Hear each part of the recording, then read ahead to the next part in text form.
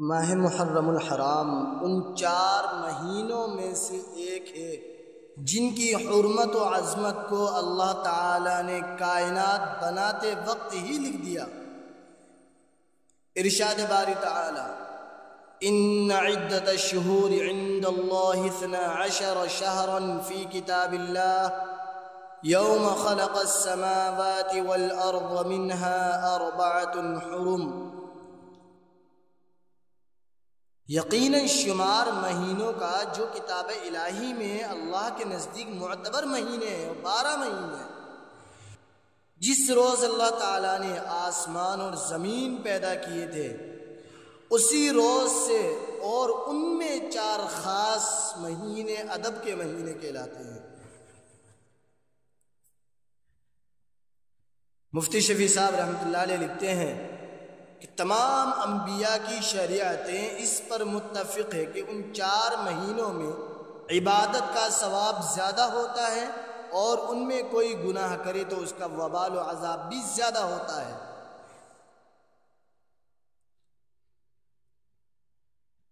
امام نسائی رحمۃ اللہ علیہ نے اس ماہ مبارک کی فضیلت پر روایت نقل فرمائی ہے۔ عن ابی ذر رضی اللہ تعالی عنہ قال سألت النبي صلى الله عليه وسلم أي الليل خير وأي الأشهر أفضل، فقال خير الليل جوفا وأفضل الأشهر شهر الله الذي تدعونه المحرم۔ حضرت ابو ذر رضی اللہ تعالیٰ عنہ سے مروی ہے، انہوں نے کہا کہ میں نے نبی صلی اللہ علیہ وسلم سے سوال کیا رات کا کون سا حصہ بہتر ہے اور کون سا مہینہ افضل ہے؟ آپ صلی اللہ علیہ وسلم نے فرمایا رات کا درمیانی حصہ بہتر ہے، اور مہینوں میں افضل مہینہ اللہ کا مہینہ ہے، جس کو تم محرم کہتے ہو، لیکن ماہ رمضان اس سے مستثنا ہے۔ محرم الحرام کے اندر روزوں کی فضیلت جتنی آئی ہے، اکابر صحابہ رضوان اللہ علیہم اجمعین سے روایتیں ہیں۔ ماہ محرم الحرام میں نفلی روزوں کی بڑی اہمیت ہے، کیونکہ اس مہینے کو اللہ سے نسبت حاصل ہے، اور یہ نسبت ماہ محرم کی فضیلت کو بتاتی ہے۔ حدیث پاک میں ارشاد ہے افضل الصیام بعد رمضان شہر اللہ المحرم، رمضان کے روزے کے بعد بہترین روزے اللہ کا مہینہ محرم ہے۔ حضرت عباس رضی اللہ تعالیٰ عنہ، حضرت عبداللہ ابن عباس رضی اللہ تعالیٰ عنہ کی حدیث ہے، فرماتے ہیں کہ ہم نے نبی صلی اللہ علیہ وسلم کو رمضان کے روزوں کے بعد سب سے زیادہ اہتمام ماہ محرم الحرام کے روزوں کا کرتے ہوئے دیکھا ہے۔ اما عائشہ رضی اللہ تعالیٰ عنہ ارشاد فرماتی ہیں کہ آپ صلی اللہ علیہ وسلم سب سے زیادہ نوافل روزوں کے اندر ماہ محرم الحرام کے روزوں کی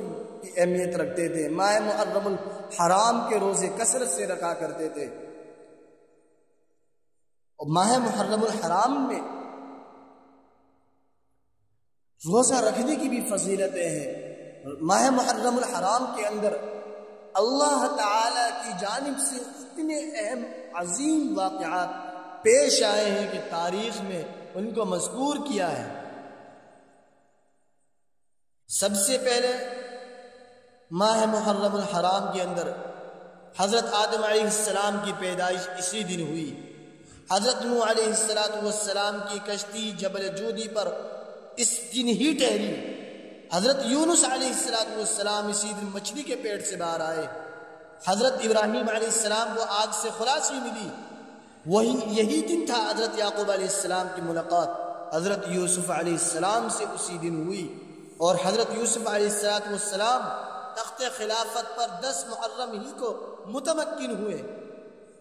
حضرت موسیٰ علیہ السلام نے اسی دن اپنی قوم سمیت فرعون سے نجات پائی، اور اسی دن حضرت عیسیٰ علیہ السلام اور حضرت ادریس علیہ السلام آسمان دنیا پر اٹھائے گئے، اور اسی دن حضرت سلیمان علیہ السلام کو آزمائش کے بعد بادشاہت ملی۔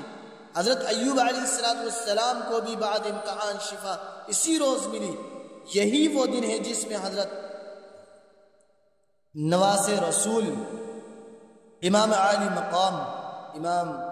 حسین رضی اللہ تعالیٰ عنہ کو کربلا کے میدان کے اندر شہید کیا گیا۔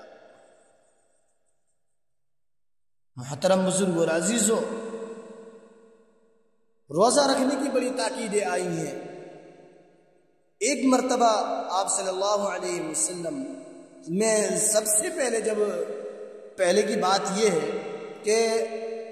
آپ صلی اللہ علیہ وسلم کے خاندان والے اہل قریش سنت ابراہیمی کے ماننے والے تھے، اور 10 محرم الحرام کو خلاف نیا کعبے کے اوپر چڑھایا جاتا تھا، اور وہ 10 محرم الحرام کو عاشورہ کے دن روزے رکھا کرتا ہے، ایک دن کا روزہ رکھتے، اور آپ صلی اللہ علیہ وسلم بھی روزہ رکھتے تھے، لیکن کسی کو رکھنے کی تاکید نہیں فرمایا کرتے تھے۔ آپ صلی اللہ علیہ وسلم ہجرت کر کے مدینہ منورہ آئے تو آپ نے یہودیوں کو دیکھا کہ وہ بھی روزہ رکھتے ہیں، تو آپ صلی اللہ علیہ وسلم نے معلوم کیا ان سے، تو انہوں نے کہا کہ 10 محرم الحرام کو اللہ تعالی نے موسیٰ علیہ السلام کو پوری قوم سمیت جو ہے وہ فرعون کے ظلم سے نجات دی تھی، تو اس خوشی کی بنا پر، اللہ کا شکر کرنے کی بنا پر موسیٰ علیہ السلام اس دن روزہ رکھا کرتے تھے، اور ہم بھی اسی لیے روزہ رکھتے ہیں۔ یہ بخاری کی حدیث ہے۔ تو اللہ کے نبی صلی اللہ علیہ وسلم نے ارشاد فرمایا کہ موسیٰ سے تعلق میرا زیادہ ہے، کیونکہ وہ بھی اللہ کے نبی تھے اور میں بھی اللہ کا نبی ہوں، تو ہمارا حق زیادہ ہے، تو اسی لیے ہم بھی اس دن روزہ رکھا کریں گے۔ اور ایک حدیث کے اندر یہ آیا ہے کہ صحابہ نے معلوم کیا، کچھ صحابہ نے کہا یا رسول اللہ صلی اللہ علیہ وسلم کہ موسیٰ علیہ السلام سے زیادہ تشبیہ ہماری ہے، کیونکہ جو اللہ نے پچھلے مذاہب دیے ہیں، پچھلی شریعتیں دی ہیں، ان تمام شریعتوں کے اوپر امت محمدیہ نے عمل کیا ہے، ان کو مانا ہے کہ ان کو سچا نبی بنا کر بھیجا گیا، ان کو سچی کتابیں دے کر بھیجی گئی، ان کو سچا رسول بنایا، ان کو سچی شریعت دی۔ تو اس بنا پر موسیٰ علیہ السلام نے جو عاشورہ کا روزہ رکھا، ہمارا حق زیادہ ہے، لیکن یہودیوں کے ساتھ مشابہت اختیار ہوتی ہے، تو ہمیں کچھ ایسا کرنا چاہیے۔ اللہ کے نبی صلی اللہ علیہ وسلم سے صحابہ فرما رہے ہیں کہ تاکہ ان سے کوئی مشابہت نہ ہو،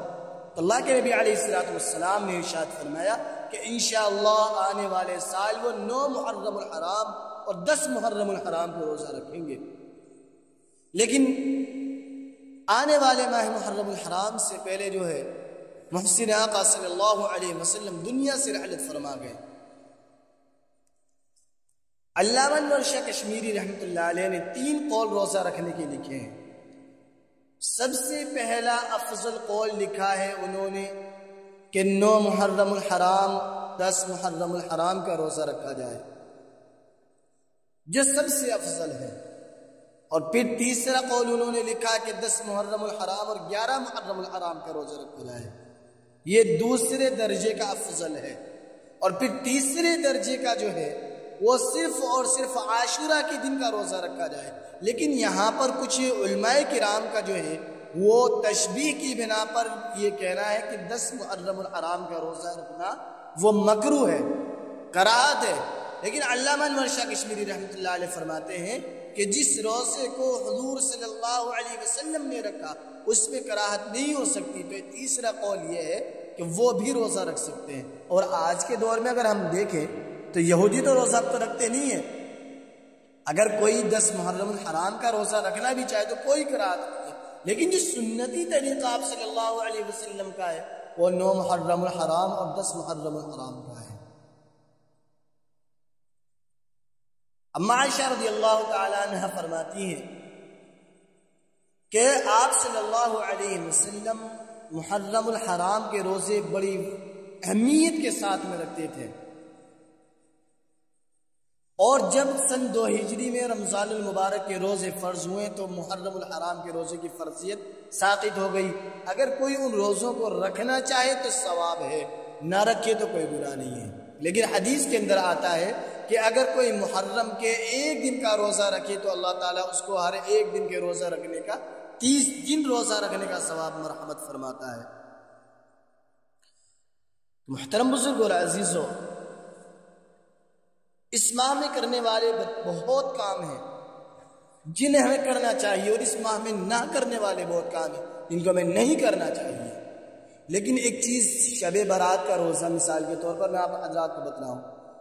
کہ وہ ثابت نہیں ہے، وہ تو اس لیے رکھا ہمارے بزرگوں نے کہ اللہ کے نبی صلی اللہ علیہ وسلم نے فرمایا کہ رمضان کے آنے سے پہلے رمضان کی تیاری کرو، تاکہ جب رمضان آئے، اور جب ابھی یہ ہوتا ہے نا ہمارے یہاں پہ بھی، جس سے ہم روزہ رمضان کے شروع کے 4 دن 5 دن ہم روزہ رکھتے ہیں، ایک عادت سی ہماری بنی ہوئی نہیں ہوتی ہے، تو بھوک پیاس کی وجہ سے آدمی ہائے ہلا کرتا ہے کہ روزہ لگ رہا ہے، بھوک لگ رہا ہے، تو اسی لیے اللہ کے نبی صلی اللہ علیہ وسلم رمضان سے پہلے روزہ رکھا کرتے تھے اور فرمایا کرتے تھے کہ رمضان کے آنے سے پہلے رمضان کی تیاری کرو، تاکہ رمضان جب آئے تو ہائے ہلا نہ ہو۔ اسی لیے ہمارے بزرگوں نے شب برات کے بعد کا روزہ رکھا ہے، لیکن ثابت نہیں ہے، اور جو ثابت ہیں ہم ان کو رکھتے نہیں ہیں۔ جو روزے ثابت ہیں، جن کو بڑی اکابر صحابہ تقریباً 20 حدیثیں جو میری نظر سے گزری ہیں، جن کا میں نے مطالعہ کیا، 20 حدیثیں ایسی موجود ہیں جن میں بڑی تاکید جو ہے وہ ماہ محرم الحرام کے روزے رکھنے کی آتی ہے۔ محترم بزرگ اور عزیزوں، اللہ تعالیٰ سے ہم دعا کریں کہ اللہ تعالیٰ جو ہے ہم سب کو ماہ محرم الحرام کا روزہ رکھنے کی توفیق عطا فرمائے، اور ماہ محرم الحرام کی اس روزے کو اللہ تعالیٰ اپنی بارگاہ کے اندر قبول فرمائے۔ کہنے سننے سے زیادہ ہم سب کو اللہ تعالیٰ عمل کی توفیق عطا فرمائے، آمین۔ وآخر دعوانا ان الحمد للہ رب العالمین۔ سنتیں پڑھ لیجئے جن حضرات نے سنتیں نہ پڑھی ہوں۔